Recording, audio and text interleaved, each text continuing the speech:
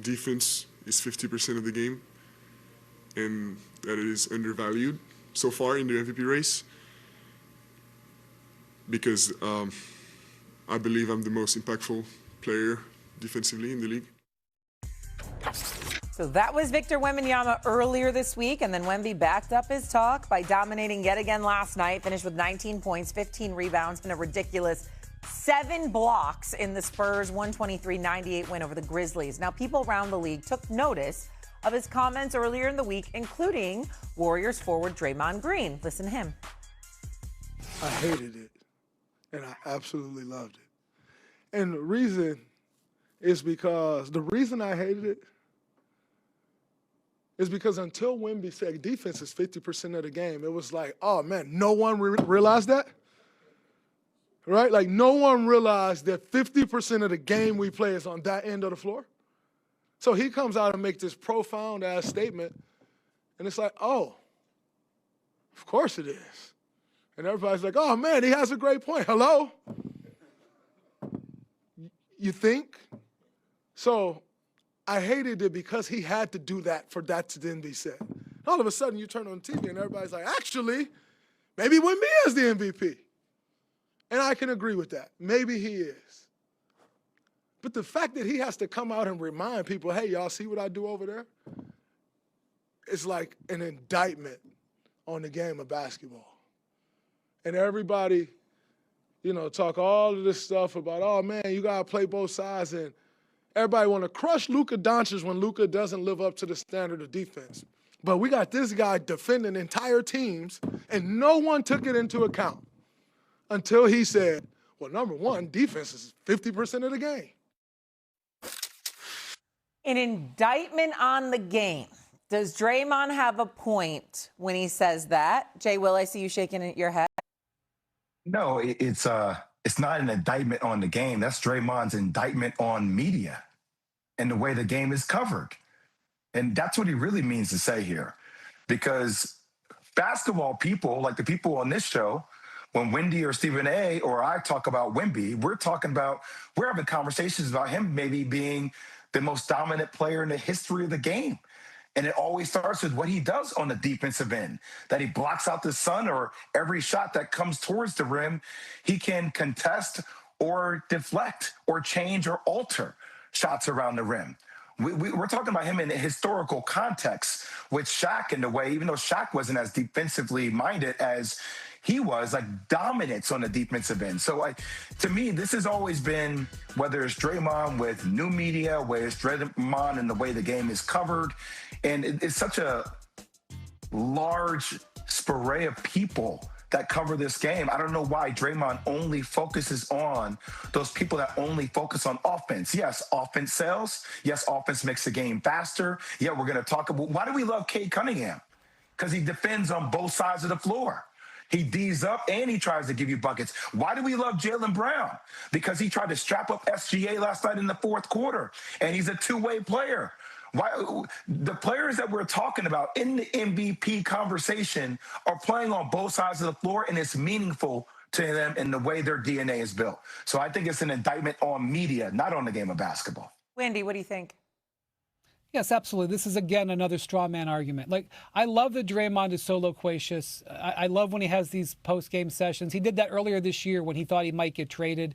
He had a very raw, revealing discussion with the media about how he was feeling. And, like, athletes doing that, I think, is amazing. I want him to keep doing that. But this is, frankly, it's preposterous. Of course, the MVP has been based on defense for generations. I mean, Shai Gilgeous-Alexander is an excellent defensive player. All 4 years LeBron won MVP, he was first team all defense.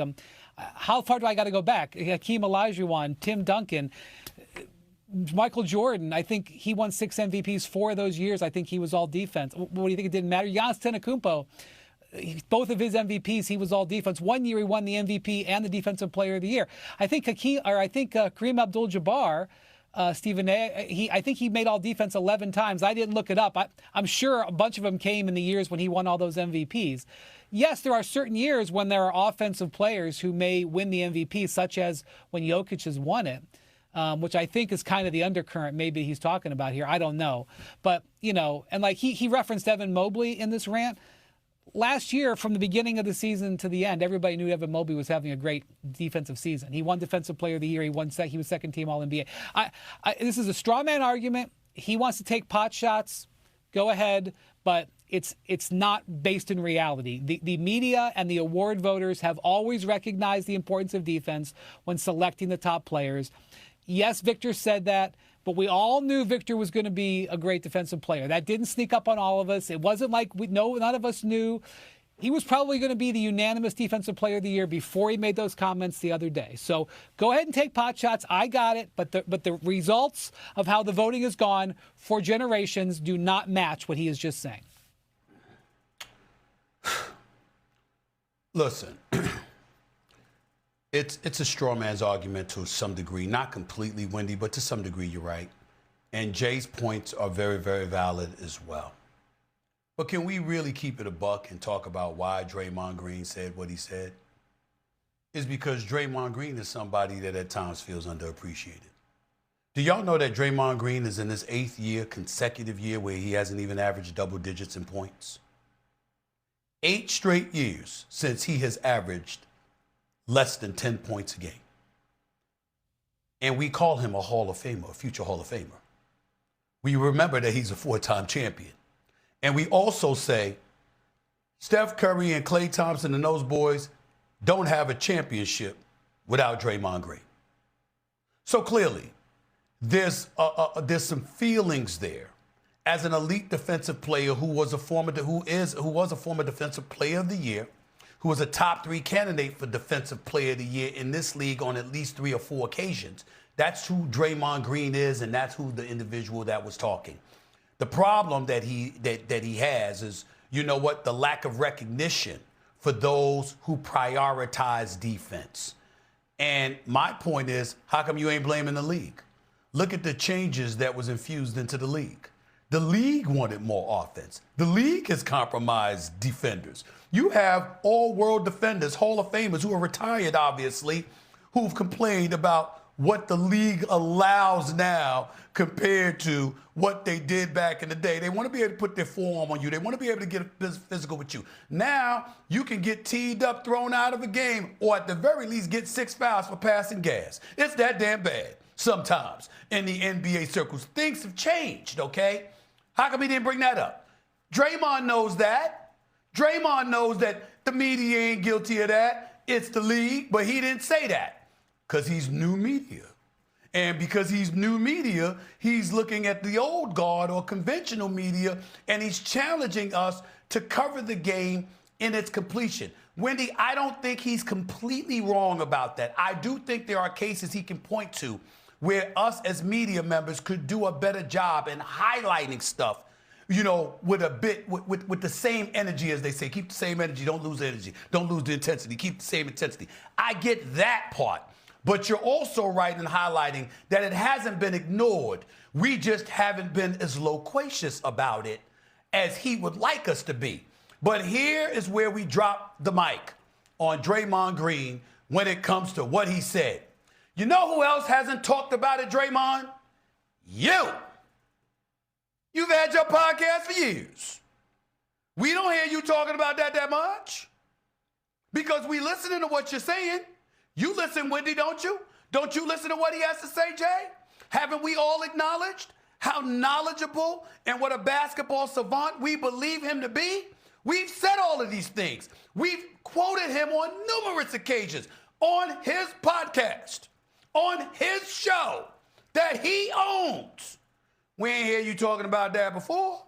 So if you missed it, what you knocking us for missing it for? You do it for a living. And you didn't talk about it that much. That's all I'm trying to say. I will say when I heard the sound from Draymond Green, I felt like he was almost missing what we were saying. Like when we loved what Wemby was saying on Monday, it was because he pointed out how many times he beat the Thunder, the defending champs. He pointed out, yes, what he's doing defensively. And he also talked about how scoring points a certain way matters more. It was like the list he gave for his reasons of being MVP is why we all put it on blast and noticed it. Not because of what he said about him being a player. But Shay, Draymond knew all of that, but that wasn't the point he wanted to make. The point he wanted to make was the part about defense. because that's something he hangs his hat on. And so somebody, a contemporary, bringing attention to what makes Draymond Green a Hall of Famer, Draymond pointed that out. And he's not wrong. He's not wrong in terms of the fact that we could highlight it a bit more. My point is, you new media, bruh. You got a microphone, you got a camera. When you been talking about it? You haven't. Yeah. You know, before Wemby came along and 7'5" and swatting everything out all over the place, you weren't talking about that. And you've been a top 3 candidate for Defensive Player of the Year on at least 3 or 4 occasions, plus you won the damn award, and you didn't highlight it. What you talking about us for? You didn't do it. That's my point. Also, Jay Will, you're the only one who has not used loquacious today. So let's try and work that in next argument. Coming up here on First Take, Adam Silver with a strong message to NBA teams yesterday about ending tanking. Are we confident that the commissioner has a quick fix? That's next on First Take.